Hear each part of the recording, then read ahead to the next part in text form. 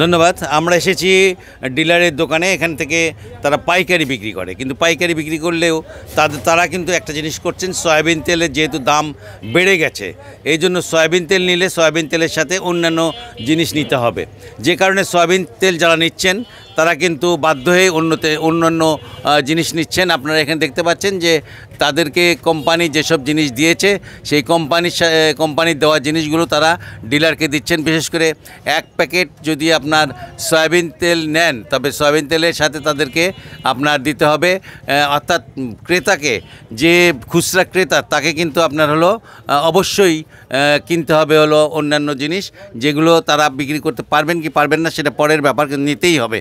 এই অবস্থাটা কেন হয়েছে আমরা একটু শুনতে চাই ডিলারের কাছ থেকে, কারণ উনি আমাদেরকে জানাতে পারবেন যে কী কারণে আপনার তারা অন্যান্য জিনিস চাপিয়ে দিচ্ছেন। এবং এই চাপিয়ে দেওয়ার কারণে কিন্তু আমরা দেখতে পাচ্ছি যে বাজারে সয়াবিন তেলের দাম হঠাৎ করেই ঊর্ধ্বমুখী হয়ে গেছে। আজ থেকে 2-3 দিন হলো আমরা দেখতে পাচ্ছি যে রমজান আসছে, সয়াবিন তেলের প্রতি বছরের যে অবস্থা, সয়াবিন তেল প্রতি বছরই কিন্তু আপনার হলো দেখা যায় যে ঠিক রমজানের আগে এসে একটা দাম বেশি হয়ে যায়, এবং যে কারণে আপনার এই অবস্থার শিকার হয় সাধারণ মানুষ। এবং সাধারণ মানুষ এ ব্যাপারে কোনো কথা বললে পারে তাদের কোনো কথা এখানে চলে না, কারণ দাম বেশি দিয়ে নিতে হয়। কেন আপনারা অন্যান্য জিনিস দিচ্ছেন আমাকে জানাবেন একটু। ভাই আমি এ সম্পর্কে কিছু জানি না, এগুলো বলতে আমাদের বলার, আমরা এটা যারা পয়েন্ট চালায় তারা বলতে পারবে, আমরা বলতে পারবো না কিছু। আপনাদের না ভাই, আমি তো এখানে দোকান চালাই, এনে তো আমি ডিলার নিয়ে বসিনি।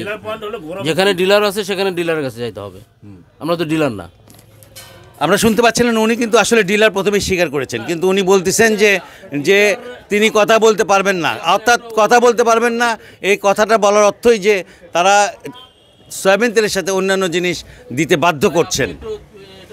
বগুড়া থেকে মোটামুটি এই ছিল আমার কাছে সর্বশেষ সংবাদ।